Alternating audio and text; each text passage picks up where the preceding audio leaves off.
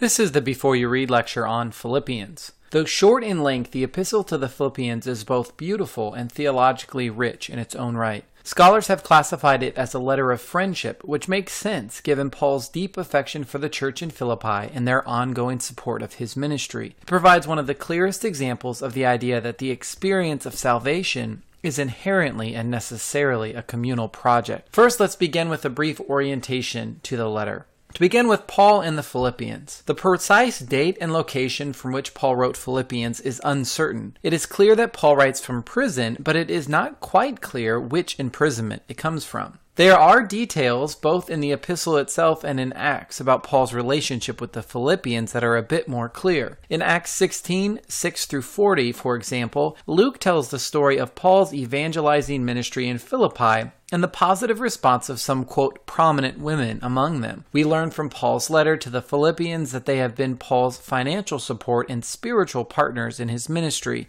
See 1:3, 7-8, 4:1, and 4:15. And at least one purpose of Paul's letter to the Philippians is simply to thank the Philippians for their assistance and support. See especially chapter 4. Philippi itself is an important location geographically and a memorable location in terms of the history of the early church. Geographically, Philippi was a leading city of the province and the center of a Roman colony. It was, like many of the places that Paul founded churches in, an urban environment. In addition, Philippi is significant because it was the first church on European soil. And finally, it is significant because the very first verse mentions, quote, bishops and deacons, which provides one of the earliest indicators of what the leadership might have looked like in the early church. Second, community issues. In addition to expressing his affection for the Philippians and thanking them for their ongoing support, Paul does address a few community issues that he or the Philippians are facing. First, there is the issue of rival teachers that seem to be increasing Paul's trouble, while he's in prison nonetheless. We read about this in 1:15-18. Second, there seem to be non-believers who are persecuting the Philippians, according to 1:28-30. Third, Paul makes several oblique references to those who he calls, quote, enemies of the cross. In the immediate context, this seems to characterize people who espouse a way of life that is opposite to the humility and self-emptying example of Christ. See Paul's discussion in 3:17-18.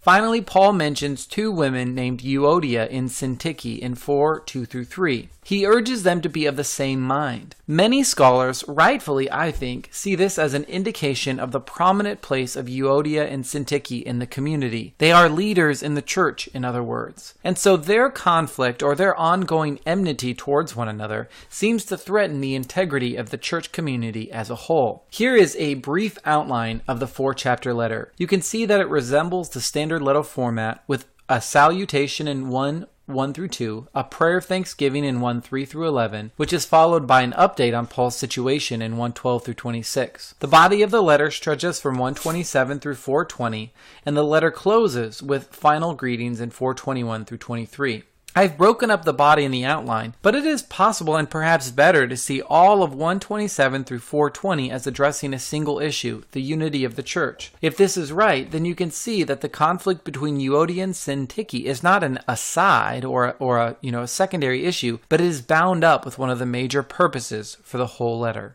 All right, so a few things to look for as you read. The first is that Philippians is a friendship letter. So pay attention to the opening 11 verses of Philippians. What do these verses tell you about Paul's relationship with the Philippians and their relationship with him? In antiquity, a famous saying was that friends share things in common. In 1:1-11 and elsewhere in Philippians, what sorts of things do Paul and the Philippians have in common? Next, pay attention to examples.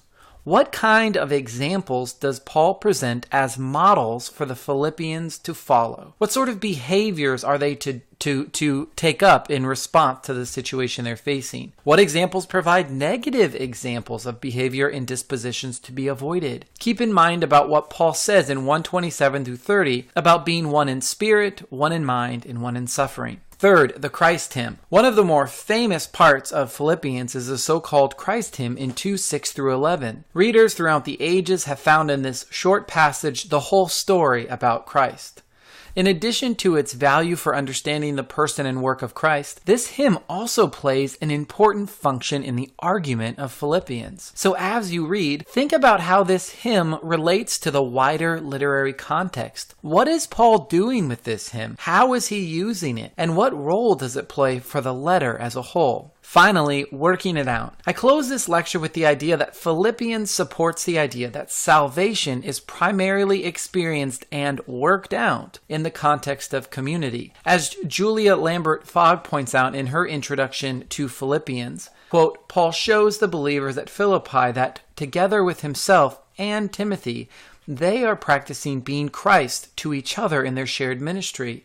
In this way, they are, quote, working out their salvation, 2:12. Paul's rhetorical strategy for community building, literally a kind of body building to embody Christ, reveals Paul's understanding of how salvation as corporate participation in the representative and resurrected body of Christ. So as you read, think about how this view of salvation as a corporate participation in the representative and resurrected body of Christ might challenge or inform or shape or at least add to more dominant views of salvation that might be active in the church. Well, that brings us to the end of this Before You Read lecture on Philippians. I pray that your reading of Philippians will be rich and fruitful. Thank you for your time.